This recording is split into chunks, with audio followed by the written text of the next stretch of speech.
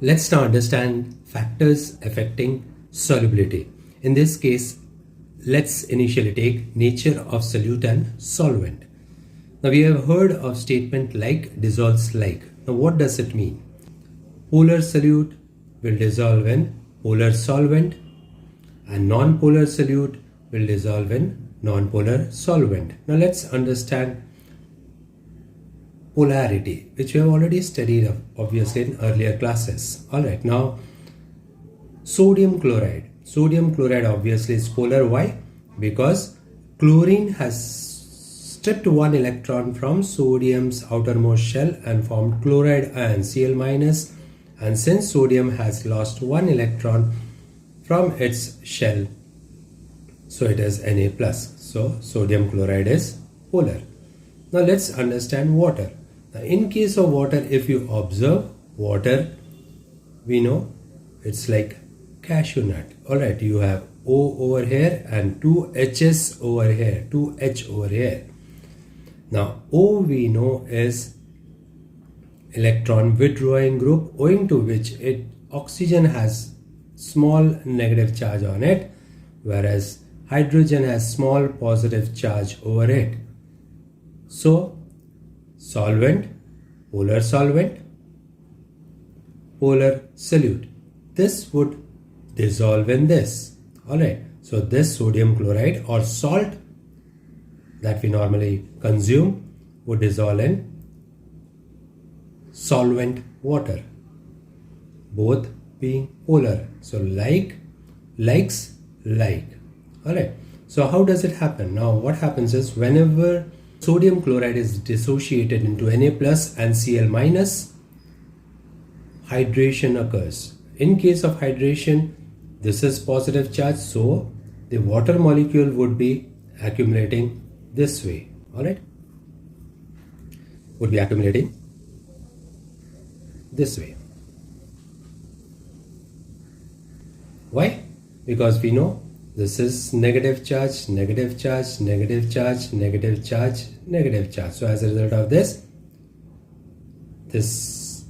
Na+ would get hydrated and the electrostatic bond in between Na+ and Cl- is broken. Similarly, what happens here? Now water comes in this way.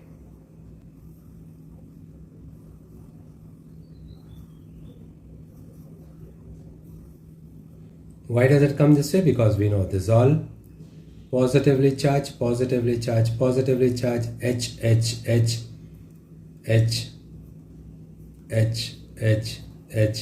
and this is oxygen, which is delta negative. So all delta positive would be facing towards Cl- and would hydrate Cl-.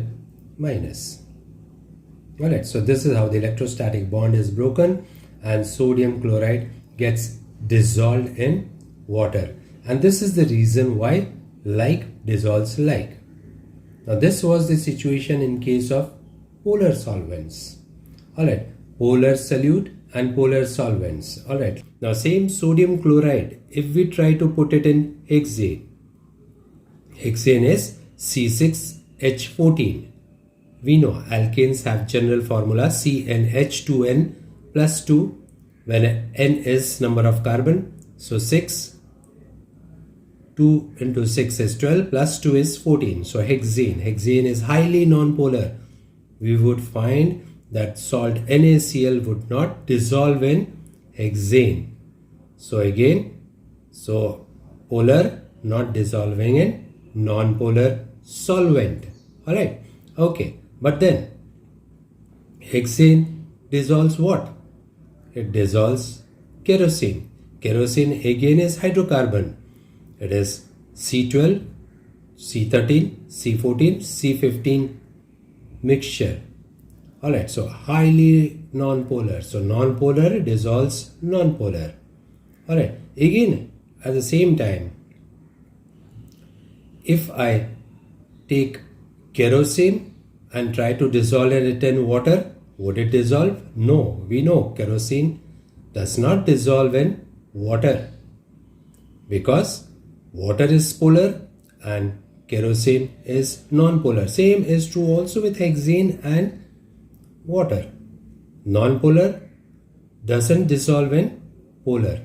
So our statement like dissolves like always holds good in case of solute and solvent. Alright.